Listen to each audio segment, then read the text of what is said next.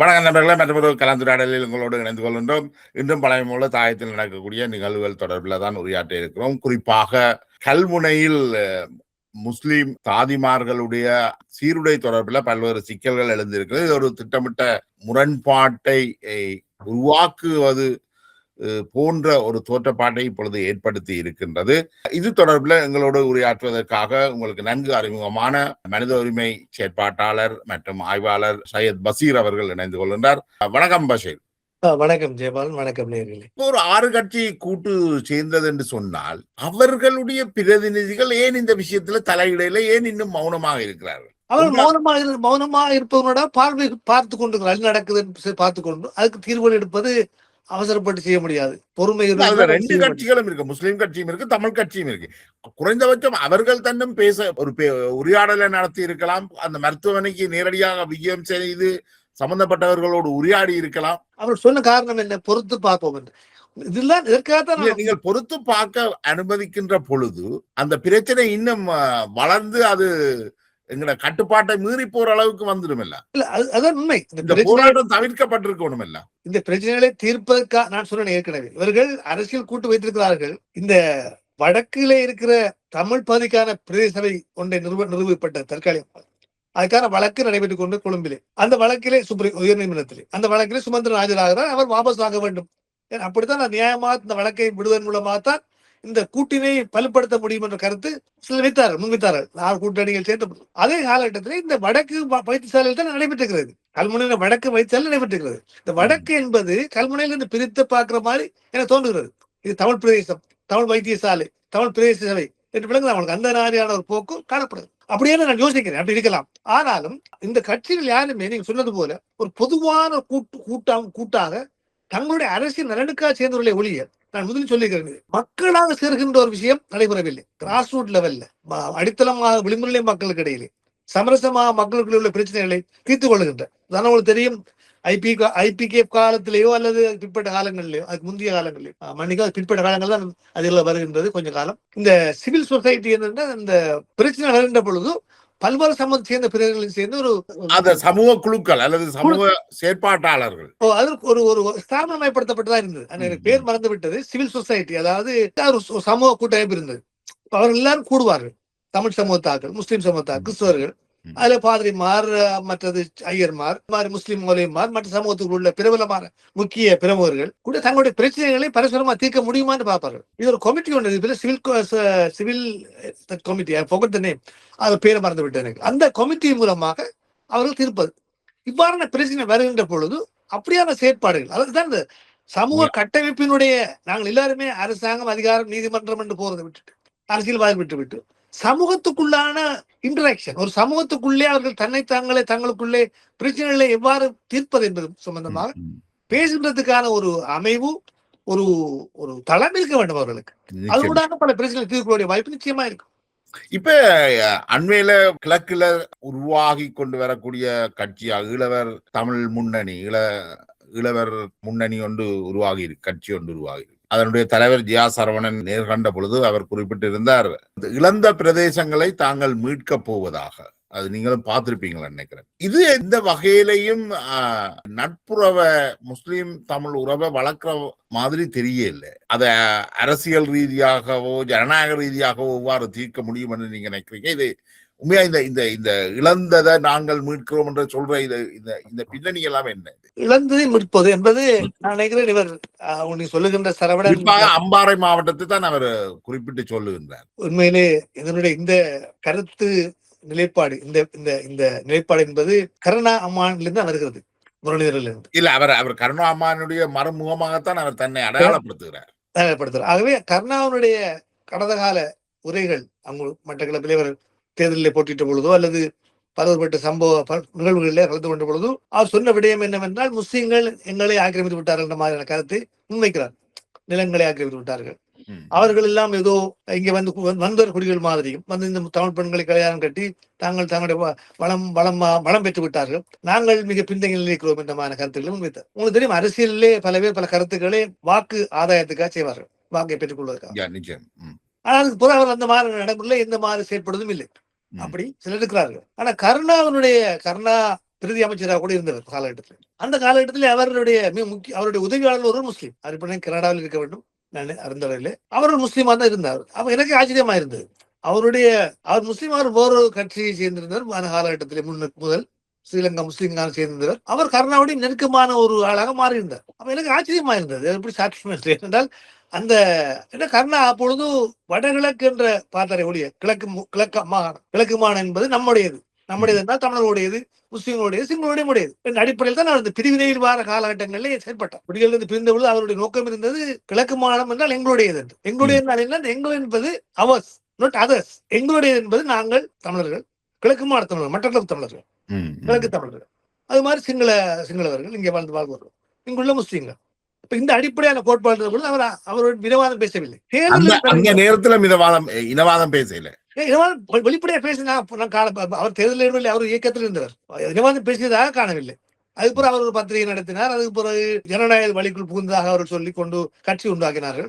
ஆரம்ப காலங்களில் அவருடைய இனவாத கருத்துக்கள் இருக்கவில்லை பெரிதாக. அப்பொழுது இருந்த வடக்கு ஆதிக்கத்துக்கு எதிரான போராட்டம், தமிழீழ விடுதலை புலிகள் அங்கு தங்களுக்கு செய்த அநியாயத்துக்கு எதிரான போராட்டம், அவர் தங்களுக்கான அரசியலை கட்டமைக்க வேண்டிய போராட்டம், தாங்கள் கிழக்கிலே ஒரு பலமான அரசியல் சக்தியத்தில் வர வேண்டும் என்ற ஒரு இலக்கப்பாடு. கருணா பிரிந்த டைம்ல நீங்கள் அவருக்கு ஒரு ஆதரவான கரத்தையும் கொடுத்திருந்தீங்களா நினைக்கிறேன் இல்லையா? இல்ல, கருணா நேரடியா எனக்கு சந்திச்சு ஆதரவு கொடுக்க இல்லை. ஆனா கருணா தரப்பு ஆக்களுடைய கருத்தை நான் ஆதரித்தேன். ஏனென்றால் வடகிழக்குள்ள இருந்த இந்த கிழக்கு மாகாணத்தினுடைய பிரிவு என்பது கிழக்கு மக்களுக்கான ஒரு பொதுவான ஒரு முரண்பாடு இருந்து கொண்டே இருந்தது. அது ஒரு நிருபத்தில் இருப்பா இருந்தது. அது வெளிவந்த நேரத்திலே அதை முஸ்லீம்கள் நிச்சயமா உணர வேண்டிய நிலைமை ஏற்பட்டது. ஏனென்றால் அந்த வடக்கு ஆதிக்கம் என்பது கிழக்கிலே இணக்கப்பாடு உடன்பாடு வேறு, ஆதிக்கம் என்பது வேறு. ஆதிக்கமா அவர் பார்த்தார்கள். அதனால ஆதிக்கமா தான் நானும் கண்டுகொண்டேன். அதான் அடிப்படையிலே இதுல இந்த கிழக்கு மாகாணத்துல தான் வடக்குல இருந்து முஸ்லீம்கள் வெளியேற்றப்பட்டார்கள்.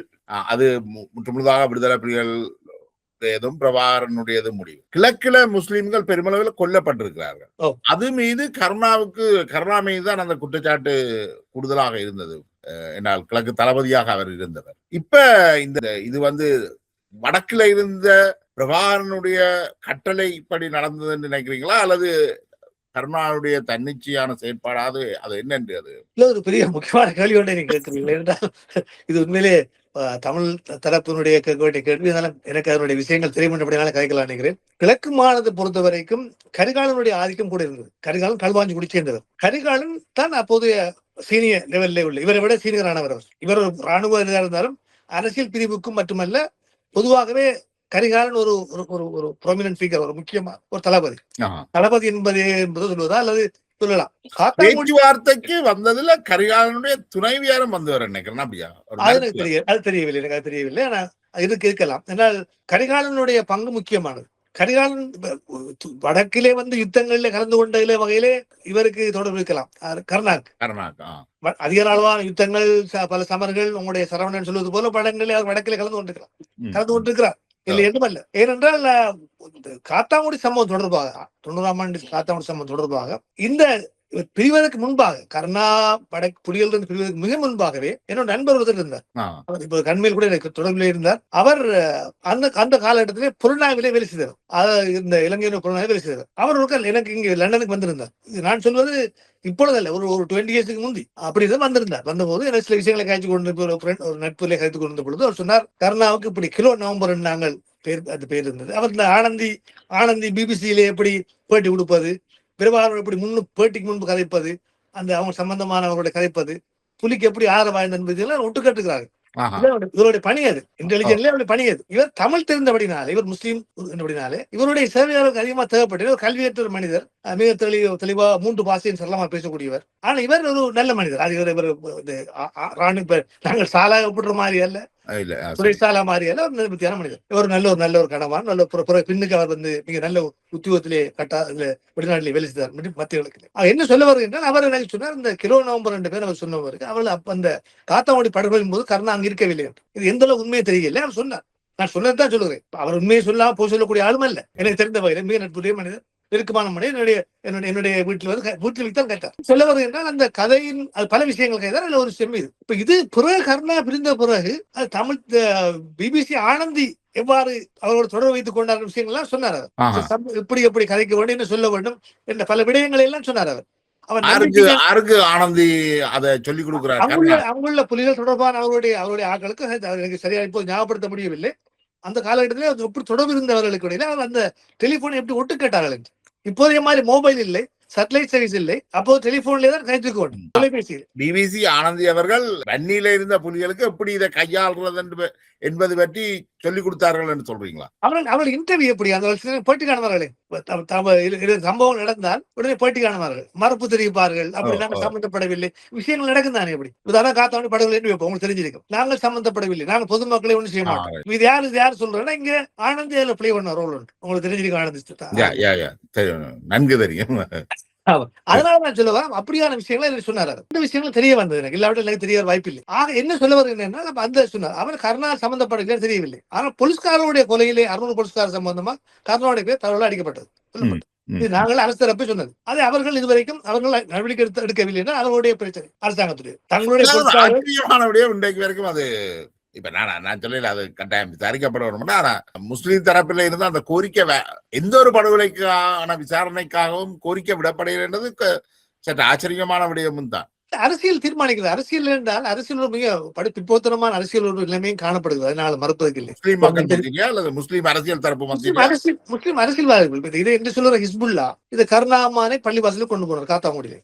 அதுல அந்த பக்கம் முஸ்லீம்களுக்குள்ள அறியப்படுது. ஏன்னா அவர்கள் ஒரே கட்சியில் இருந்தார், ஒரே சார்பாக மைந்தோடு சார்பாக இருந்தார். அல்லது அவர்கள் எந்த கட்சி சார்பாக இருக்கிறார்களோ அந்த காலகட்டங்களில் உணவளிப்பார்கள். பிள்ளையானவர் இருக்கும் உறவா இருந்தார்கள். ஏன்னா அந்த உறவு என்பது அரசியல் தான் தீர்மானிக்கிறது. தமிழ் தேசியவாதம் ஒரு வலுவான நிலைப்பாடு எடுத்தது போல, அது ஒரு போலி தேசியவாதமாக இருந்தாலும் அது ஒரு செம்மணி போன்ற விஷயங்களை வலுவான நிலைப்பாடு எடுத்தது போன்ற ஒரு நிலைப்பாடு முஸ்லீம் தேசியவாதம் ஒன்று அவ்வளவு கிளாரிட்டியா இல்லையா அல்லது அவர்கள் ஒரு இலங்கை தேசியம் என்றதுக்குள்ள அவர்கள் இணைந்து கொள்கிறார்களா? செம்மணி போல இவர்கள் பல பிரச்சனைகள் முஸ்லீம்களுக்கு நடைபெற்றது. அது சம்பந்தமான விடயங்களை உங்களுக்கு தெரியும். தெளிவான ஒரு ஹியூமன் ரைட்ஸ் சம்பந்தமான விடயங்களிலே மிக பின்தங்கிய சமூகமாக தான் முஸ்லீம் சமூகம் இருந்திருக்கிறது. இது நான் மட்டும் சொல்லவில்லை. UTHR நீங்கள் யாழ்ப்பாண ஆசிரியர் பல்கலைக்கழக ஆசிரியருடைய அறிக்கைகளையும் காணலாம். முஸ்லிம் சமூகம் ஒரு பின்தங்கிய நிலையில் தான் இந்த தவறுகள் திரட்டுகின்ற முயற்சியில் இருந்திருக்கிறார்கள். சரியான முறையில் அவற்றை கொண்டு போகின்ற அந்த ஆளுமையான தன்மைகள் காணப்படவில்லை. அண்மை காலத்திலே வந்திருக்கிறது. இப்பொழுது நீங்க பார்த்து தெரியும், குறுக்கல் மடத்துக்காக வழக்கு நடைபெற்றுக் கொண்டிருக்கிறது. சில விடயங்கள் நடந்து கொண்டிருக்கிற நிலை என்றால ஒரு காலகட்டத்தில் இதுக்கெல்லாம் செய்வதற்கான ஆட்கள் இருக்கவில்லை. பெரிதளவில் இதெல்லாம் முஸ்லிம்களுடைய பிரச்சனைகளை தீர்ப்பதற்கான அரசியல் அல்லது கல்வி தலைமை உள்ளவர்கள் அல்லது அவர்கள் முற்படவில்லை. முற்பட்டாலும் அவர்கள் சில இடத்திலே கொண்டு சேர்க்கவில்லை. அதனிடத்தில் அவர்கள் போட்டியும் இருந்தது. இதை கொண்டு எப்படி சேர்ப்பது என்ற விடயத்திலே தாங்கள் நிரூபிக்க வேண்டிய தேவை இருந்தவர்களுக்கு. விஷயங்கள் சரியான தகவல்கள் தான் என்ற ஒரு போட்டி நிலைமை காணப்பட்டது. பெரும்பாலான மேற்குள்ள நாடுகள் எல்லாம் தமிழ் தரப்பினுடைய விஷயங்களை கேட்ட அளவுக்கு முக்கியத்துவம் இது கொடுக்கவில்லை.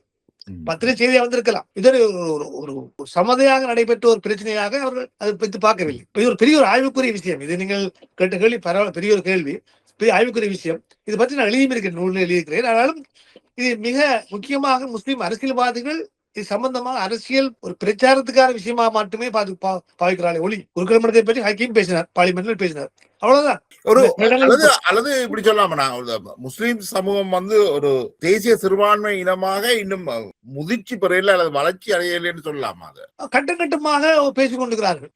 அந்த ஒருமித்த குரல் இல்லை, ஒரு வலுவான குரல் இல்லை, வீதி எண்ணிக்கை குரல் இல்லை. அந்த குரல் இன்னொரு காரணம் இருக்கு என்றால் முஸ்லிம்கள் கிழக்குல மட்டும்தான் ஓரளவுக்கு செறிந்து இருக்கிறார்கள். மற்றபடி அவர்கள் கொஞ்சம் ஐதாகத்தான் இருக்கிறார்கள், நாட்டில் பரவலாகத்தான் வாழ்கிறார்கள். அது ஒரு காரணம். கிழக்குத்தான் அவருடைய முக்கியமாகவே ஸ்ரீலங்கா முஸ்லிம்காக தோற்றுவிக்கப்பட்டது. அடிப்படையிலே கிழக்கினுடைய அரசியலுக்காக தோற்றுவிக்கப்பட்டது. ஏன்னா ஆரம்பத்திலே கிழக்கிழங்கை முஸ்லிம் முன்னணி என்றுதான் ஆசிரியர் தொடங்கினார். கிழக்கிழங்கை பேஸ் பண்ணி தொடங்கினார். பிறகு ஸ்ரீலங்கா முஸ்லிம் காங்கிரஸாக மாறி அதுக்கு பிறகு அவர்களுடைய நோக்கம் என்னவென்றால் ஸ்ரீலங்கா முஸ்லிம்கள் மாறுவதன் மூலமாக வீதாசார பிரதிநிதித்துவத்தினுடைய அனுகூலங்கள் இருக்கின்றன.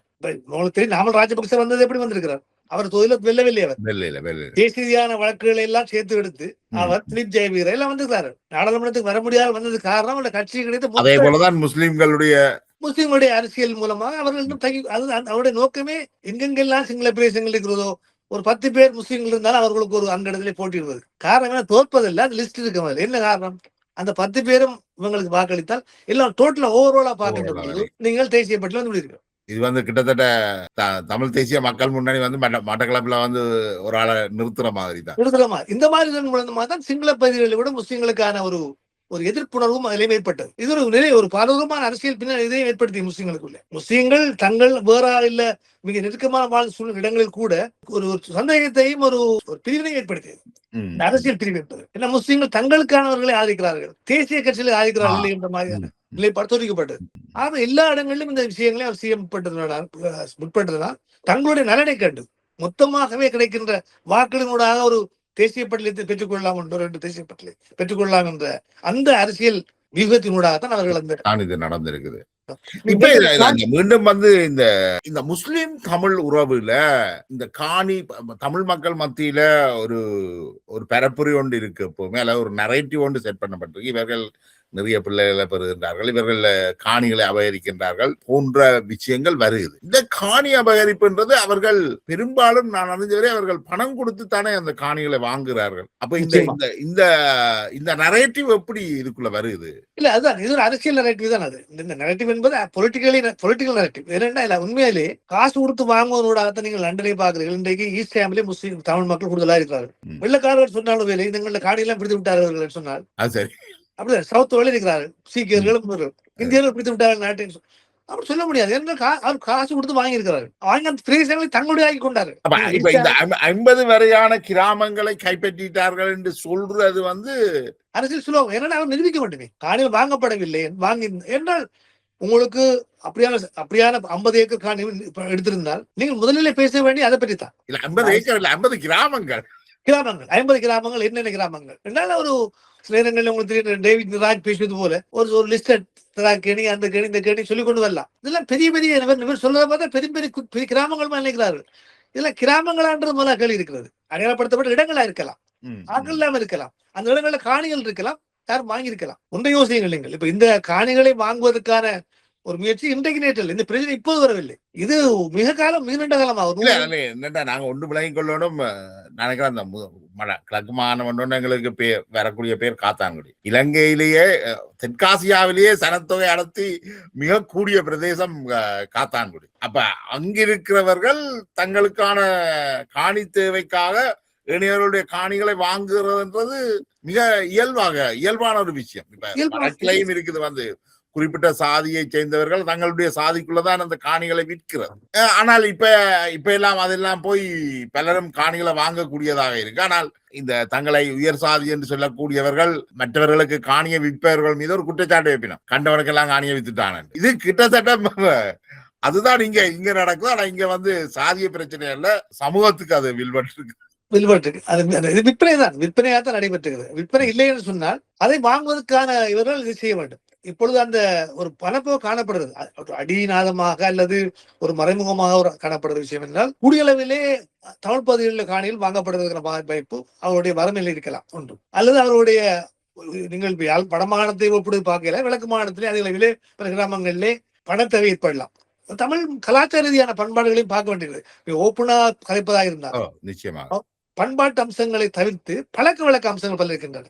அது பண்பாடா ஆக்கப்பட்டிருக்கின்றன. உதாரணமா மது அருந்துவது, சடங்குகளுக்காக செலவழிப்பது, மரண சடங்கு அல்லது சடங்குகளுக்காக கடன் வாங்கியாவது மிக அதிகமான பணச்செலவு.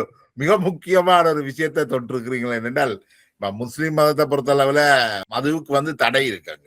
அது ஒரு ஹராம் என்று சொல்லுவாங்க. அப்ப அவர்களுக்கு அதுல ஈடுபடுற விஷயங்கள் குறைவாக காணப்பட்டிருக்கு. தமிழ் சூழல்ல இது ஒரு பாரிய பிரச்சனையாகவே இருக்குது. துறைச்சுவான விஷயம் முரண்நகையாக இன்றைக்கு அதிக அளவிலே பிடிபட்டிருப்பவர்கள் முஸ்லீம் கடத்தல்காரர்கள் தெரியும், போதை வசதிக்காரர்கள். ஒரு முரண்நகையான விஷயம். இதை நாங்கள் ஒப்படைச்சு சொல்லவில்லை. இப்படி ஒரு நிலைமை இருக்கிறது. அதையும் பார்த்துக்கொள்ளும். ஆனால் என்ன சொல்ல வருகின்றன இந்த பண்பாட்டு ரீதியாக பிள்ளை சாமர்த்தியப்படுவதற்கான விழா எடுப்பது, அதிக அளவிலான இதுகளை செய்வதன் மூலமாக தங்கள் கடன்பட்டாயிலும் அதை செய்ய வேண்டும் என்ற ஒரு கலாச்சாரம் வளர்ந்திருக்கு. சப்கல்ச்சர் ஒன்று. அடுத்து அந்த காணிகளை வச்சிருக்கின்றவர்களையும் ஒரு விதாசார பிரச்சனை இருக்கு நினைக்கிறேன். கிட்டத்தட்ட 3 இனங்களுமே சமமாக இருந்தாலும் காணியை பொறுத்தளவுல தமிழ் மக்கள்கிட்ட 60% நிலப்பரப்பு இருக்கு. அப்படியா? எனக்கு அது சரியாக தெரியல. அது 60 அதிகளவான நிலப்பரப்புகள் வடகிழக்கிலே தமிழ் பகுதியில்தான் இருக்கின்றது. இல்ல நான் வடக்க விடுவோம். நாங்கள் கிழக்கில் இருக்கிறது. முஸ்லிம் மக்கள்லாம் குறிப்பிட்ட இடத்துக்குள்ளே என்ன செறிவாக சொல்லுவாங்க, இருக்கிறார்கள். செறிவா இருக்கிறார்கள். ஆகவே அவர்கள் பரந்துபட்ட அளவில் இல்லை. பரந்துபட்ட காணிகள் எல்லாமே தமிழ் பகுதியில் இருக்கின்றன. அந்த காணிகளுக்குள்ளே நீங்கள் கை வைக்க போனால் இது அரச காணி என்ற ஒரு விஷயம் இருக்கிறது. அல்லது நீங்க குடியேற்ற போனால் அது குடியேற்றவாதம் ஒன்று இருக்கிறது. நீங்க குடியேற்ற சிங்கள குடியேற்றமோ அல்லது குடியேற்றத்தை அரசாங்கம் திட்டமிட்டு குடியேற்ற செய்கிறது என்ற ஒரு கோட்பு இருக்கிறது. அப்ப இந்த காணிகள் பயன்படுத்தப்படாத பல காணிகள் இருக்கிறது. அது கிழக்கு மாநிலத்துக்குரிய காணிகள். கிழக்கு மாநிலத்துக்குரிய காணிகள் என்றால் அது எல்லாருக்கும் பொதுவான காணிகள், அரச காணிகள், அரசுக்குரிய காணிகள். அந்த காணிகளை நீங்கள் செய்ய போகின்ற பொழுது பிரச்சனை வருகின்றது. ஒரு நகரத்தை உருவாக்குதல் என்றால் அப்படி சிக்கல் வருகின்றது. மகாவலி ஒட்டிய பிரதேசங்கள்ல அது கிட்டத்தட்ட பொருளாதார மாவட்டத்துக்குள்ளே வருகிறது. அதனால அந்த விஷயங்கள் செய்யப்பட்டது. இங்க இருந்து குடியேற்ற முஸ்லிம்கள் அங்கு குடியேறினார்கள். அது மாதிரி தமிழ் மக்கள் கல்லறவு இடங்களில் தமிழ் மக்கள் குடியேற்றப்பட்டார்கள். இடங்கள் இருக்கு, இல்லை என்று இல்லை. ஆனால் இந்த குடியேற்ற திட்டங்களிலே அரச பெரும்பான்மையான இடங்கள் அரச காணிகள் வெற்றாந்திரைகளாக இருக்கின்றன. அவற்றிலே குடியேற்றப்படுவோ அல்லது நகரம் உருவாக்கமோ இது நடைபெறவில்லை. நகர் உருவாக்கம் என்பதற்கு பொருளாதார முன்னேற்றம் ஏற்படுகின்ற பொழுது புதிய நகரங்களும் கிராமங்கள் உருவாக்க வாய்ப்புகள் இருக்கின்றன. அதைகளை செய்கின்ற பொழுது உங்களுக்கு தெரியும், வீட்டு திட்டங்கள் இருக்கின்றன. ஹிஜ்ரி வீட்டு திட்டம், மற்றது பல வீட்டு திட்டங்கள் செய்யப்பட்டன. அதெல்லாம் சர்ச்சைக்குரியாக மாறிவிட்டன. வீட்டுகளை யாரு கொடுப்பது, என்ன விதத்தை கொடுப்பது, எங்களுக்கு வீடுகள் தாருங்கள், சிங்கள பகுதியில் அரசு முஸ்லிம்கள் கட்டிய காணி சவுதி அரசாங்கம் வழங்கிய காணி எங்களுக்கு தர வேண்டும் என்ற பிரச்சனை. இப்படி பல பிரச்சனைகள் நடைபெற்றன.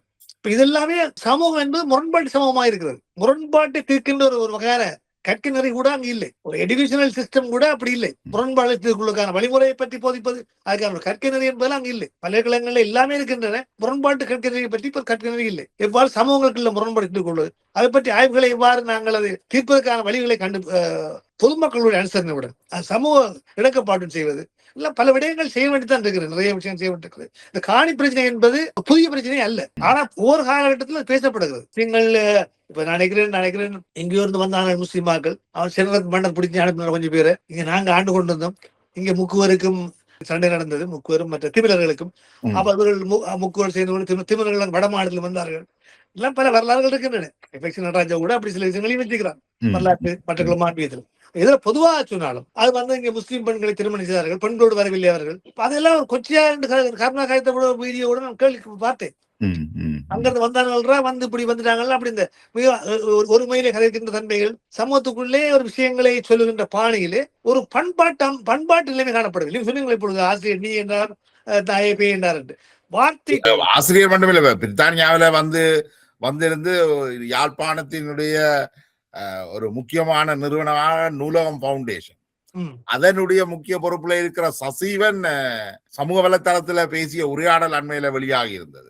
மிக கீழ்த்தரமாக வார்த்தைகள், மிக கொச்சையாக கீழ்த்தரமாக பாவிக்கப்பட்டிருந்தது. அப்படி இருக்கைக்குள்ள நாங்கள் ஏனைய இந்த போராளிகளாக இருந்தவர்கள் அப்படி பேசுறதுல உண்மையிலேயே ஆச்சரியப்படுறதுக்கு இல்லை. இல்ல இப்ப யாதும் ஊரே யாவரும் கழிவுன்னு சொன்ன தமிழ்ல 2000 ஆண்டுக்கு முன்பே நான் பூங்குன்னடா சொல்லி நினைக்கிறேன் அவருடைய நூல்ல. இப்ப யாதும் ஊரே யாவரும் கழிவு என்றால் என்ன? எல்லாம் உலகம் எல்லாம் ஒன்றுதான், நாங்கள் எல்லாம் நண்பர்கள், உறவினர்கள். அப்படி சிறப்பாடிலே தமிழ் பண்பாடு கூறுகிறது. இப்படி கதைப்பவர்கள் அந்த பண்பாட்டை பின்பற்றுள்ளார்கள். ஆனா கதைத்தார் சொல்வார்கள் நம்ம தமிழர் பண்பாடு, தமிழர் என்று சொல்லடா தலை நிமிர்ந்து இல்லடான்னு சொல்வார்கள். உண்மையிலேயே இப்ப அண்மையில இப்ப சசீவனுடைய உரையாடல்களும் சரி, மற்றும் இந்த சமூக வலைத்தளங்கள் இந்த சீருட பிரச்சனை, இவ்வாறான பல்வேறு பிரச்சனைகள் உண்மையிலேயே கற்றறிந்த சமூகத்தாலதான் விதைக்கப்படுது. உண்மையிலேயே அந்த கல்வி அறிவற்றவர்கள் இது அல்லது அவர்கள் இவர்களின் பால் ஈர்க்கப்படுகிறார்கள். நிச்சயமா நீங்க சொல்வது சரியான ஒரு வார்த்தை. அதுதான் உண்மை. ஏனென்றால் கற்றறிந்தவர்கள் இதை செய்து கொண்டிருக்கிறார்கள். மிக திட்டமிட்டு செய்கின்றார்கள். அவர்கள் நாங்கள் ரோல் மாடலா பார்ப்பதற்கு இல்லை. மிகவும் அசிங்கம். ஒரு அறிவுறுத்தக்க விஷயங்களை அவர் சொல்லிக் கொண்டிருக்கிறார், பேசிக் கொண்டிருக்கிறார்கள், சமூகமயப்படுத்துகிறார்கள் என்று பொழுது மிக வருத்தமா இருக்கிறது. மருத்துவத்துறை என்பதும் தாதியர் துறை என்பதும் நீங்கள் இனமதம் கடந்து உங்களுடைய சேவையை வழங்குறது. நீங்கள் ஒரு சீருடைய அணிகிறதுலயே இவ்வளவு பிரச்சனை எடுக்கிறீர்கள். ஒரு நூலகம் என்றது ஒரு கல்வியின் அறிவுடைய மகுடம். அந்த மகுடத்துல முக்கிய பொறுப்புல இருக்கிற நீங்கள் மிக கீழ்த்தரமான மொழியாடல்களை மிக நாகரிகமற்ற வரையில கையாளுறீங்கள், உருவக்கேலி செய்கிறீர்கள். இதெல்லாம் உண்மையிலேயே இந்த சமூகத்தை எங்க நோக்கி இவர்கள் வழி நடத்துகிறார்கள் என்றது சற்று பயமாகவே இருக்கின்றது. தமிழ் சமூகம் ஒரு தமிழனாக தமிழ் சமூகத்துடைய எதிர்காலம் எங்க நோக்கி போகிறார்கள் என்றது ஒரு என்ன சொல்றது, ஒரு அச்சத்தையும் வெக்கத்தையும் தருவதாக அண்மை காலத்துல மாறி இருக்குது. நம்ம மனிதத்தை துளைத்துட்டோமா என்று பெரிய ஒரு சமூக ஒரு மடைமாற்றம் ஏற்பட வேண்டும், சமூக புரட்சி. அதாவது மக்களுக்குள்ளே இந்த மாதிரியான நன்னோக்கம் கொண்ட அல்லது நல்லிணக்கம் உள்ள சமூகம் ஒரு அமைப்பு ஏற்படுத்தப்பட வேண்டும் என்றால் அந்த சமூகத்துக்குள்ள அந்த மாற்றம் வர வேண்டும். இந்த சமூகத்துக்குள்ள மாற்றம் வருவது சாத்தியமாக இல்லைன்னு சொல்ல முடியாது. ஆனால் மேல்மட்டத்திலே நான் சொன்னது போல கற்றறிந்தவர்கள், கல்விமான்கள், பல்கலைக்கழகங்கள் எல்லாவற்றிலும் நடக்கின்ற சம்பவங்களை கேட்கின்ற பொழுது மொத்தமாக அதிகாரப்படங்கள் நடக்கும் சம்பவங்களை கேட்கின்ற பொழுது அங்குள்ள அருவருக்கத்தக்க விஷயங்கள், அசிங்கங்கள், அபாண்டங்கள் இந்த விஷயங்கள் எல்லாம் சமூகத்தினுடைய எல்லாவற்றிலையும் ரிஃப்ளெக்ட் பண்ணுகிறதாக அதனுடைய பிரதிபலிப்பு ஏற்படுகிறதாகவே தெரிகிறது.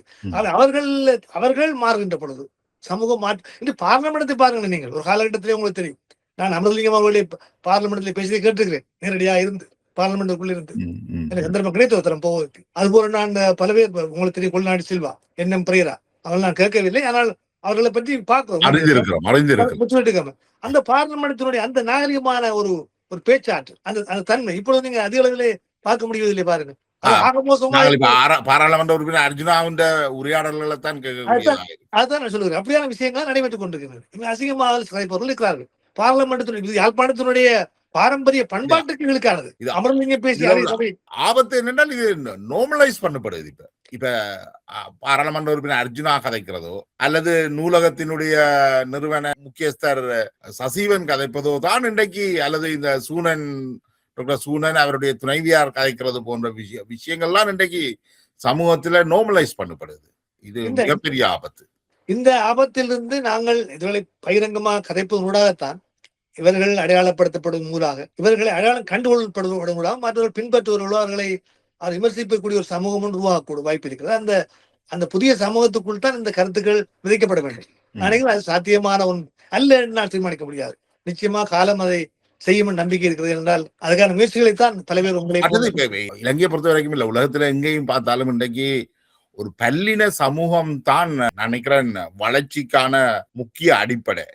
இப்ப நாங்கள் குடும்ப உறவுகளுக்குள்ளேயே திருமணம் வைத்துக் கொள்வதிலும் பார்க்க, வேறு பிரதேசங்கள்ல வேற சமூகங்களோட நாங்கள் திருமண உறவுகளை வச்சுக்கின்ற பொழுது பிறக்கின்ற குழந்தைகள் கூட மிகவும் சிந்தனை வளர்ச்சியோட வர்றதுக்கான வாய்ப்புகள் கூடுதலாக இருப்பதாக விஞ்ஞானம் சொல்லுது. ஆனா இன்றைக்கு நாங்கள் ஒரு பல்லின சமூகத்துக்குள்ள வாழ்றதுதான், ஒரு மொனோ கல்ச்சருக்குள்ள வாழ்றதிலும் பார்க்க பல்லின சமூகத்துக்குள்ள வாழ்கின்ற பொழுது எங்களுடைய அறிவு தேடல் இன்னும் விரிவடையும், எங்களுடைய சிந்தனைகளும் விரிவடையும், எதிர்கால சந்ததிக்கும் ஆரோக்கியமாக இருக்கும். அப்படியே நாங்கள் ஒரு நல்லுறவை பேண வேண்டும் என்று சொல்லிக்கொண்டு நான் நினைக்கிறேன் இந்த நீண்ட உரையாடலை நாங்கள் நிறைவு கொண்டு வரலாம்னு நினைக்கிறேன். நல்லது நல்லது. உங்களுடைய நேரத்தை எங்களுக்கு ஒதுக்கி இந்த கருத்துக்களை முன்வைத்தமைக்கு மிக்க நன்றி பஷீர். நன்றி ஜெயபா, நன்றி.